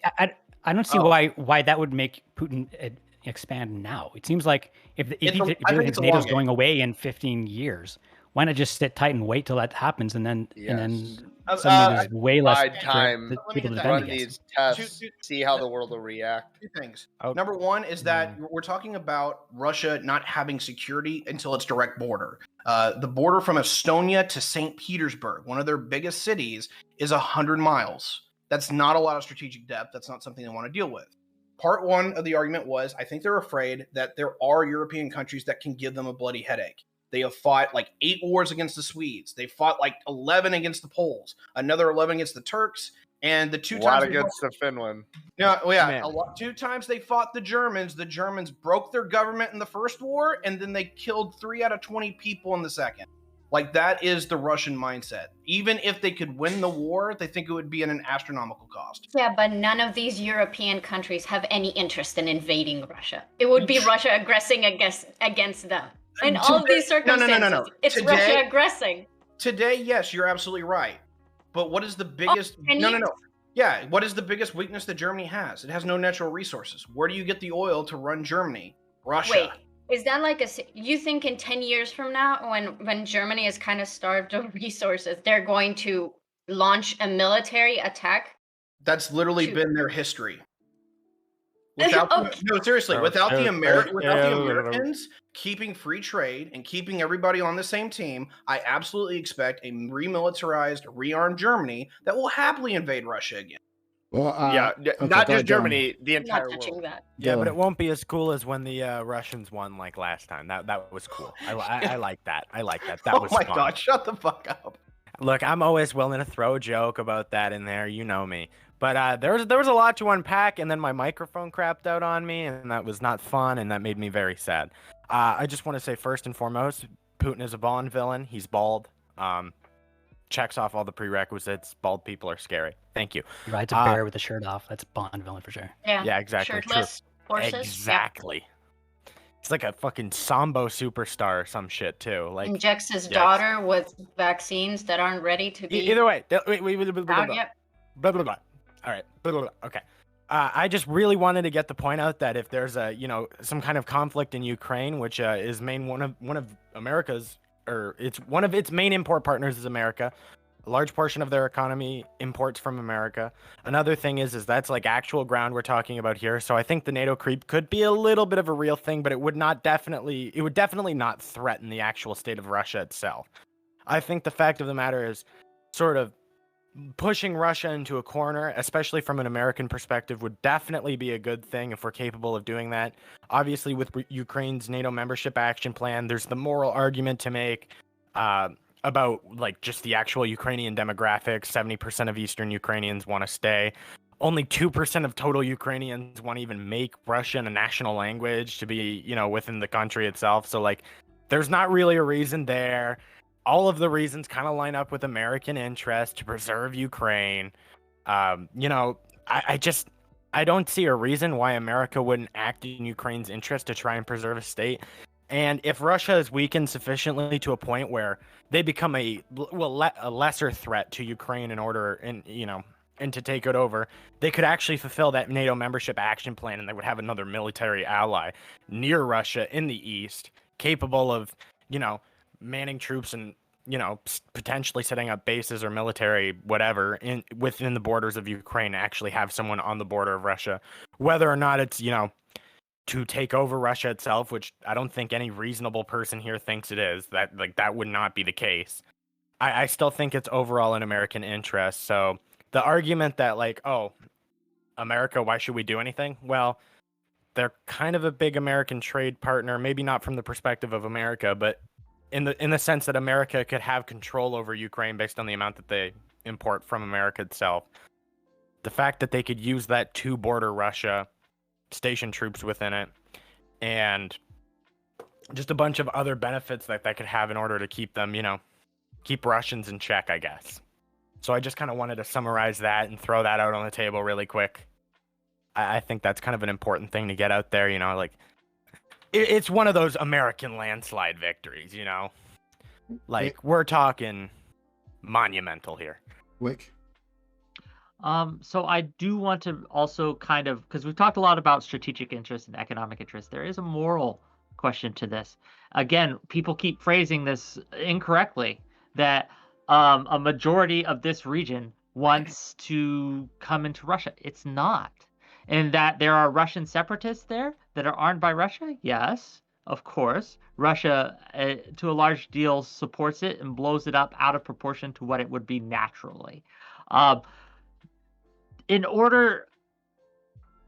When Crimea was annexed, they put the dissidents in Crimea into camps, into re-education camps. It was not good what they did to those people, to the people who didn't support it. We have a moral responsibility, we have an economic responsibility, and a strategic responsibility to oppose this. Reasonable people could disagree, and I'm torn on how far we should go to oppose it. I don't have the right answer, but I know that the wrong answer is doing nothing. So I mean, wait, I think- literally spat out like the demographics, right? Like straight up, it's an absolute total majority of even Eastern Ukrainians who want nothing to do with being involved in Russia. As for national I'm not language, saying you. I'm not saying you misrepresented, but I see this misrepresented. Yeah, all no, the no, no, time. no. Yeah. I just wanted to say, to make our case and to drive it home even further, the actual Pew Research demographics are there for us to look at. And to anyone who's going to piss their jocks over the fact that, oh, Pew Research is unreliable, it is the best source we have. I personally trust Pew Research. And even if they did, even if every single person in those territories wanted to secede and join Russia, I still don't think they would have some moral rights to do that, because I don't think that you have. I don't think that you're entitled to allow your land to be used by some state in order to, as a military point to use to aggress on the rest of the world. Actually, I don't think you're allowed to let any state use your land and your resources for their ends. But if you have to let a state do it, then I'd say you're obligated to let the nicer state do it, the less threatening state do it, and that's going to be Ukraine, not Russia. Morally do good things. Based. Katie. Wait, actually, I mean, I think it's very sweet and kind of you that you're worried about like the moral thing to do and responsibilities, financial and otherwise. I don't think it matters because I agree with last username. Like, even if there was like a bigger majority or stuff, like that's not really the question. Like, this isn't America doing Ukraine a favor. This is pure American interest. What Americans love best. Make America awesome, okay? Or great again, whichever one you want to do. Right? But we can't ignore that these things exist, right? That there is a You moral. don't need to ignore it. I just don't think it's a very strong sell. Self-made. Well, yes, but that's why I said you're a nice person. You know, I think like what I'm struggling with, Doobie, is that like I guess we have a contention in terms of what Russia actually is. Because again, the reason why I argue the way I do about Russia, if Russia were to behave according to their actual economic power and how they actually are doing, they wouldn't be aggressing. Russia has a long history, the same as the States, as trying to become a big superpower, trying to maintain their power as a superpower. They are aggressing. They have intentions to aggress that they have demonstrated for the third time now. It's not a slippery slope fallacy. They are literally just repeatedly doing this until there will be nothing left that they could do except for actively attacking like NATO states. And I don't know if they're going to go through with it or either, but I don't think like getting as close to that line as you could is like reasonable. So when we're talking about like, we're not villainizing them. They are taking actions overt and covert to destabilize other countries, to aggress against other countries. And they are in a lot of ways very resistant to not doing those things when you ask them nicely not to.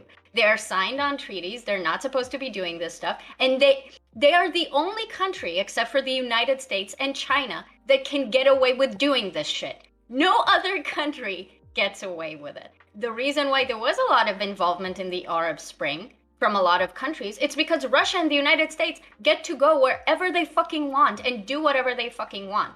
Proxy wars, we had a lot of those. The only countries that can check each other are Russia, China, and the United States. And the more you let the United States pull out of that game, then you're letting other actors who are not villainous, they're not malicious, but they have other values, they have other interests that they have clearly demonstrated. The United States, yes, they engage in wars that are harmful, that are not good, that are devastating. But it seems that the general will of the people of America is to maybe not do that anymore, just generally speaking. And that doesn't seem to be like either Russia's or China's like itinerary. So to just pretend like everyone is assaulting poor little Russia and they're just trying to defend themselves, they're the only one aggressing.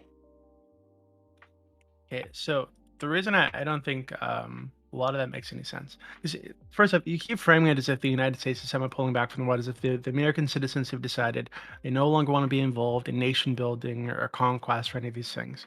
Like, we just had Trump, right? Before that, not so long ago before that, we had Bush, we had Obama that started like 7 wars or some shit. So like, It's not that far in the past. The U.S. citizenry, same people that vote for Biden, that vote for Trump, that Trump vote for campaigned on Obama. bringing the troops back. But he also campaigned on like bombing ISIS and their children and their families and their extended families, right? So like, what That's do you? not the Come on, same. like come How on. is that equivalent? So I don't What are understand. you I talking don't. about? But I don't understand. You don't need to go that far in the past to see the United States on the other foot, right? And I think it makes sense to me, right? If I were Putin, right, and I wanted to put myself in a position, my nation in a position to resist imperialism from these Western powers, of course I'd want to take territory. Of course I'd want to expand, and I'd want to have as much access to resources like that pipeline and other things as I could that would make them hesitant to invade and take my territory and get into my hair and try to force me to do shit, right? Like that makes total sense to me, and I So don't the think nuclear power I of don't Russia think- is worried about America taking over the motherland. Yeah, I don't think just having Really? yeah, I You don't think they think invaded I don't Ukraine? think. Oh God. They're invading Ukraine. I in don't order think to having I don't stop think America. having nuclear weapons makes you like immune to like invasion in the modern day, right? Like that's You don't? yeah, no, it doesn't. It's not when you're dealing with the United It States and makes them China. Of fucking course immune not. to fight a proxy war over Ukraine. America is not willing to do any gotta of that because disagree. Health I gotta Bank disagree takes with you there. literally came here and he was like, "Well, I don't know what to do about this because this is another nuclear power and we shouldn't like be playing games with this." And this isn't about like the land of Russia. This is about wherever Russia wants to go. America is reluctant to do anything about that because they're worried about Russia being a nuclear power. So to then pretend like America's actually Russia's- going, but what would Russia's even also- be the interest in that? That is Russia's delusional. Russia's also worried about the United States being a nuclear power, right? This is like the same kind of So? like thinking How is that a are. counter argument? Oh my God! Right. The So what usual I'm telling you policy, that I if you don't don't think want to be oh, God, invaded please. by I don't by oh, peaceful God, countries is please. to not invade other countries. That seems to be Yeah. a policy that I works don't- pretty well, and it's the policy that And if you most look countries into Russia's follow. history and the history of Europe, that doesn't seem to be the case. There are plenty of peaceful countries that were invaded 60, 70 years ago, whatever the fuck it was, right? They're perfectly peaceful. Didn't stop them from getting fucked over, right? So And you again, think that they I should think have this is like invaded short term. preemptively This is- invaded in order to prevent No, I that? think they probably should have spent a lot of time building up the military to put themselves in a position where it'd be much harder for these other countries around them, even when they seem peaceful, to invade them, right? So Okay, you can build up your military yeah, without so invading hold other on, countries. but building up the military isn't just about like the number of tanks you have, right? It's also about the natural resources you have access to, the landmass you have access to, right? So it seems totally unreasonable for Russia got a to lot of that want to already. expand that, and I don't think it makes any sense, right? To believe unless maybe the United States don't believe this. I don't think it makes any sense to say that having nuclear weapons makes you like immune to invasion, right? In the United States could just do anything on the Doobie, fucking I planet, and because absolutely we have would. Certainly because we have helps. nuclear I weapons, because we have absolutely nuclear would. weapons, Yeah, Yeah, we Doobie, I never will- we let never him get finish, let him bombed, we finish, never let him get finish. attacked. Shut That up. just no- Let it him makes finish, no Doobie, fucking sense. and then half-big takes. Yeah, it just makes no sense. Like It makes no sense. yeah, it makes no name sense. me the last nuclear power that was invaded, Doobie. Yeah.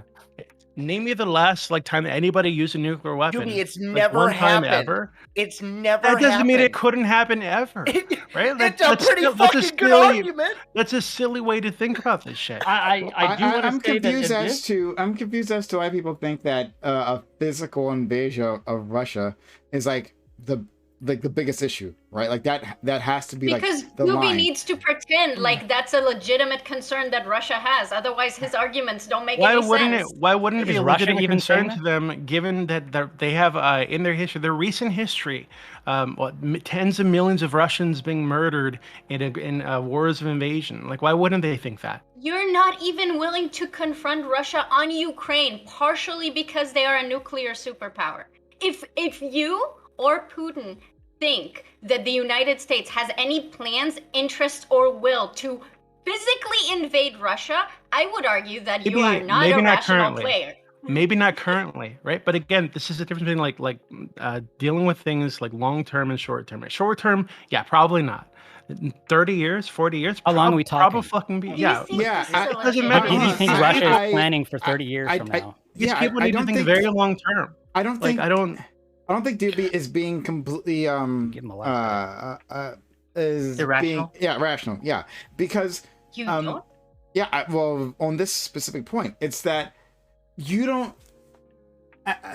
on a longer scale, right? Like you want to see like where trends, where things are trending, right? So you have an alliance that despises you, that's creeping towards you, right? That you feel you're being encircled. And you have China, which is like, maybe we're friends today, right? Whatever. And like you think you could see enemies on all sides, right? And you have little weapons pointed at you, right?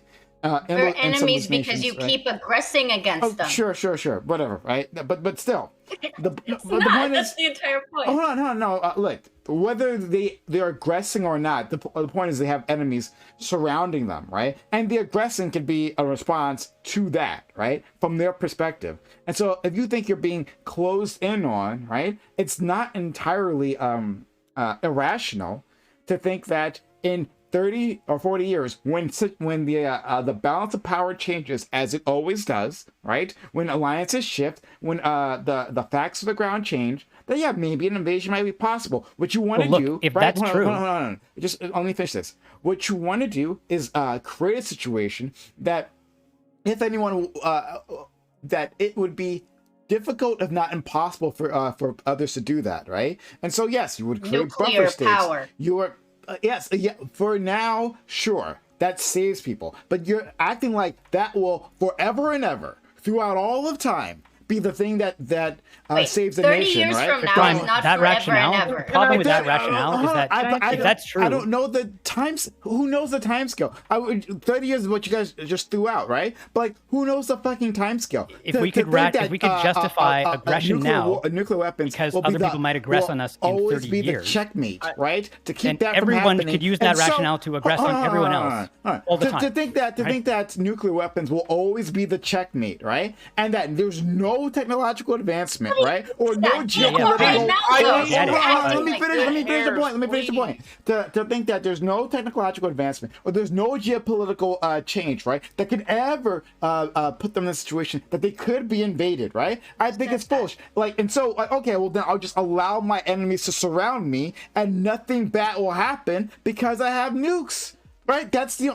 I think that would be very foolish plan. Russia isn't being unreasonable, and I don't think I've ever said that they're not being unreasonable. What they are being is an aggressor, and it makes sense in their head, and it makes sense in Putin's interest, but it directly conflicts with the interests of the United States. It directly conflicts with the wants of the people of Ukraine. It is something that I'm not arguing that. I'm not arguing against that. I understand, but no, I get it. In 50 years, 100 years, who knows what technologies will be go like they could have a halo system that prevents nuclear missiles from being launched. Who knows? It may not always be the case. I think that's a very reasonable stance to take, that while nuclear deterrence works now, it will not always work perpetually into the future forever and ever and ever.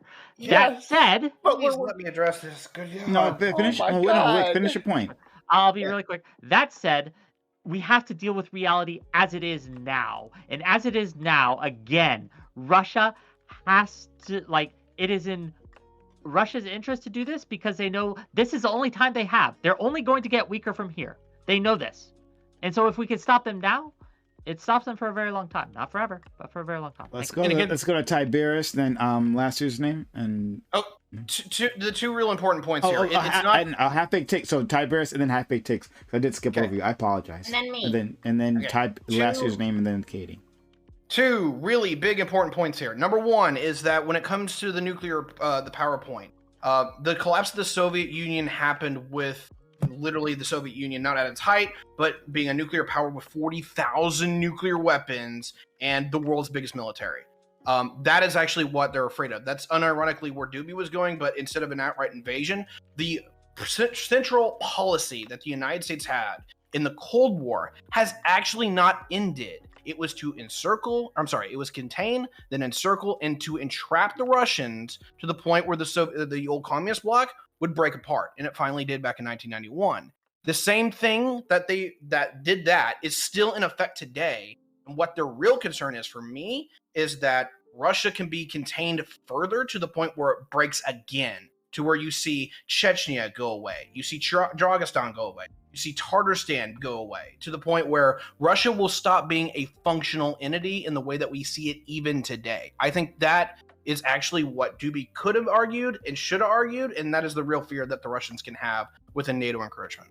And that would be a bit Yes, more but legit. is it? But we would all agree that Putin has actually been lashing out since the Bush administration changed how we were going to interact on a geopolitical level when it came to nuclear weapons, where we were going to have nuclear weapons all around the world. Like in Poland, there's a base in Poland that we've been saying for years is like for defensive use, but Russia is worried about offensive use capabilities from that spot in Poland.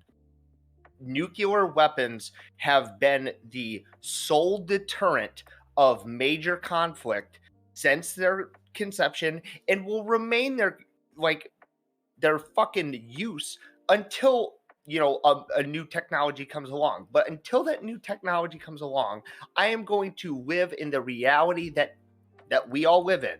And Doobie, I'm sorry if you don't believe that having nuclear capabilities makes you basically prone to being invaded. You are incorrect. This is I'm sorry. I don't see. The opposite. It makes you impervious, or I'm trying to think of the word, but like impugned from being having invasion brought upon you.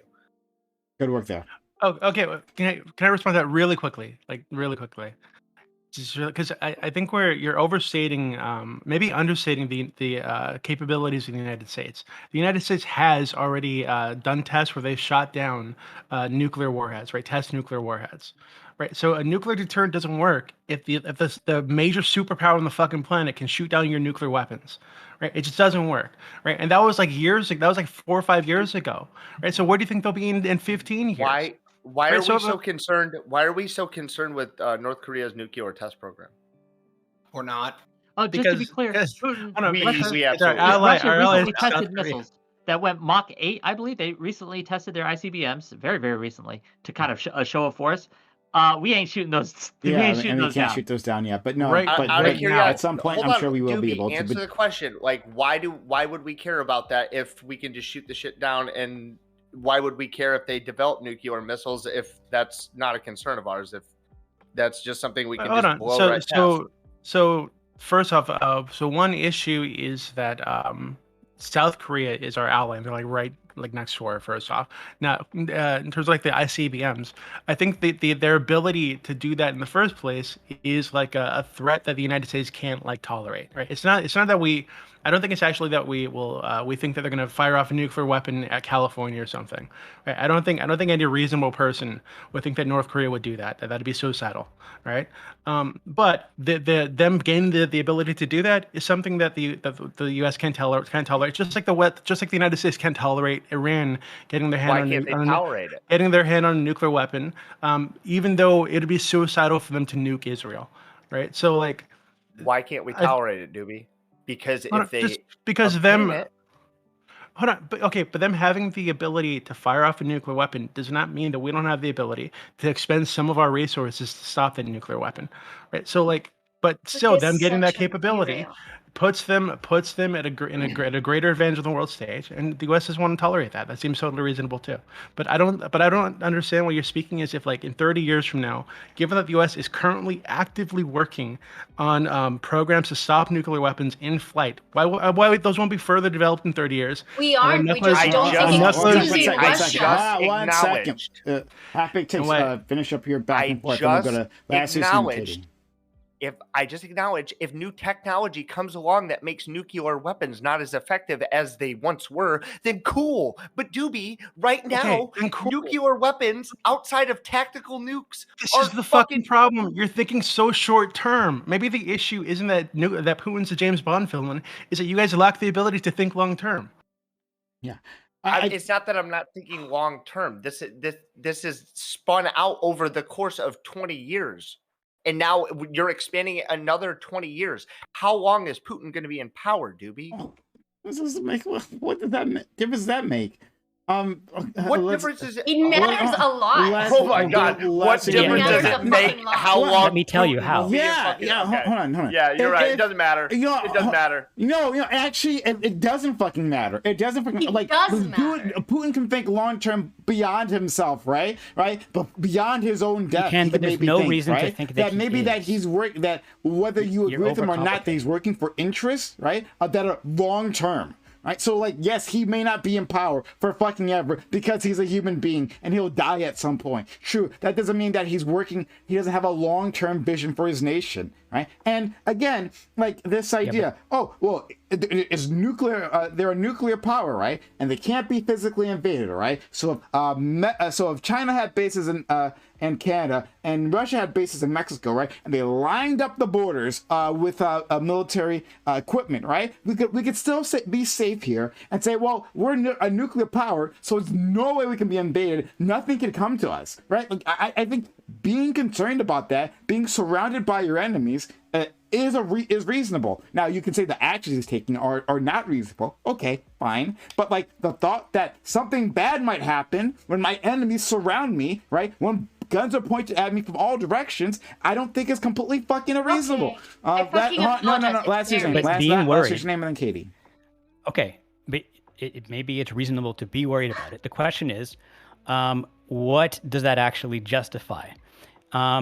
Now, the rationale that we're going to be aggressive now because others are in a position to maybe turn aggressive down the road if the world situation changes or technology changes, that kind of rationale, the problem with that kind of rationale is everyone can use that to justify aggression all the time, pretty much, right? You say, well, we have to invade the world before the world invades us. That excuse can be used to justify any kind of aggression anytime. And because of that, it may be effective as propaganda on your own people to secure your own power, to scare them with that kind of rationale and to justify, you staying in power and you being aggressive. However, I don't buy that any state actor actually believes that. I don't buy that any state actor would accept that reasoning from anyone else. And so I don't believe that rationale actually plays a part in real international relations, because no one would accept it and no one would buy it. So I think to understand what Russia's doing, you don't really need to look any further or employ any more complicated explanation than Putin wants to stay in power. And what he's doing is a good way to stay in power. If you really wanted to avoid aggression, he would probably be not aggressive, right? That's not what it's about. So yeah, I want to be clear that what I'm arguing, and we'll go to Katie next. What I'm arguing is not that what Russia is doing now, is valid or should be what they're doing. I'm just saying that the worry that something bad could happen, when being surrounded, makes sense, right? And then from there you will take certain It's actions. not driving Putin's decisions. It may be driving his popularity with his people. His people might believe that. It's not what Putin believes. Okay, It's just- I don't know could about agree. that, but like my point is that that's what I'm making. That's the point I'm making. It's like well, what it's point? not Are you trying to irrational. explain his reasoning? Are you trying to explain? No. trying to I'm justify it? saying No, that he's just I'm upset that we think it's unreasonable. no. All I'm saying is that it's for the very narrow point that Doobie was saying about like being invaded, right? Being worried about being invaded. That to say that you're a nuclear power and so like that's impossible, and so it's nothing to worry about. Don't take actions with that in mind. I think that's foolish. Beyond that, whatever Russia is doing, right? I'm not defending any of that. I'm just saying that it makes sense to take actions, whatever those actions will be. Let's those not get stuck on this. So I don't let's go think it to makes sense. Katie.